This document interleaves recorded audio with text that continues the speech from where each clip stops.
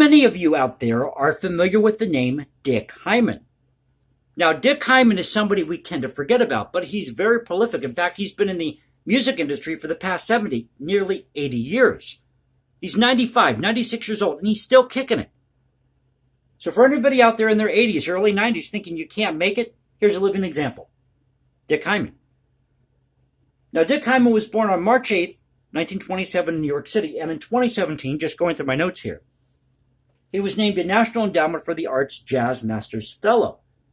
He's a jazz pianist and composer, arranger, and growing up, he was taught by his mother's brother, Anton Ravinsky. Now, Anton Ravinsky at the time was a very well-known concert pianist who premiered Charles Ives' Celestial Railroad back in 1928. And in 1969, Dick Hyman released a landmark album called Moog, the Electric Eclectics. And in 1996, the band Beck sampled the song Moog and Me from that album on their song Sysamack. So once again, somebody very prolific in the music industry. If you're inside the music industry, you know the name Dick Hyman. But if you're just a casual music observer, this is somebody you need to add to your collection. And I'll share a couple of my favorite albums at the end of the video here.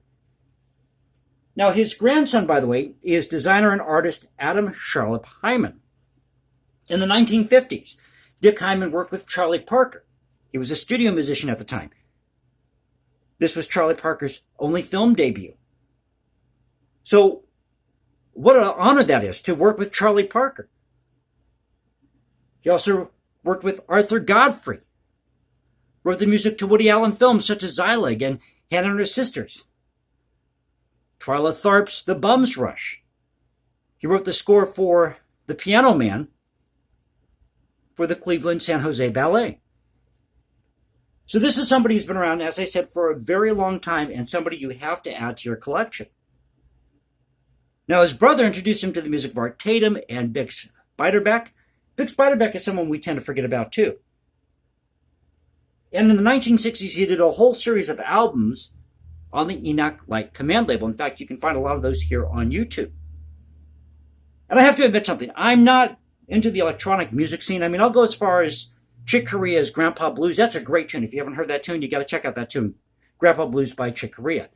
So that's about as far as I go. Maybe some of the early techno music, if you will, from the 80s by Michael Jarre, whose dad, I believe, was Maurice Jarre. Is that his name? He was a very famous film composer back in the day. You can correct me about that in the comment section below. So Dick Hyman is somebody who's been in the music industry for a long time, somebody we tend to forget about, and we shouldn't because he was very prolific and an early pioneer in the electronic music field. And growing up, he was inspired by the music of Beethoven and Chopin. And Chopin, he's talked about this in several interviews, Chopin would have the major influence on him.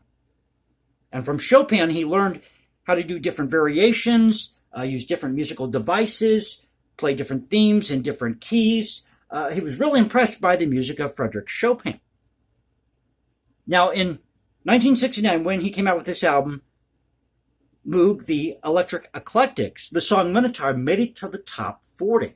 So definitely add the music of Dick Hyman to your collection. I know this isn't a long video, but I thought I'd come here and talk about him, do a light video today after doing the series of videos this month about January 6th. I thought, well, let's talk about Dick Hyman because I haven't done a music video in a while. And if you like the video, please click that like button, subscribe, hit me up on Instagram at hashtag Jason Composes.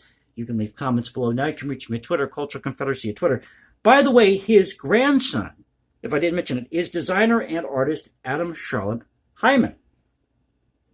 So check out the music of Dick Hyman, and here are a couple of the albums that I recommend. Now, if you're into electronic music, you might find this album interesting from 1969, Moog, the Electric Eclectics. He also came out with an album called The Man from Oregon in 1965. But the three albums that you definitely got to listen to or check out, and you can find them here on YouTube, are Provocative Piano Volumes 1 and 2 and Brazilian Impressions. Brazilian Impressions doesn't get a lot of play, but it's a really nice album. If you're just wanting something kind of light to listen to, you're into Latin jazz or Latin music, you're definitely going to enjoy this album, Brazilian Impressions.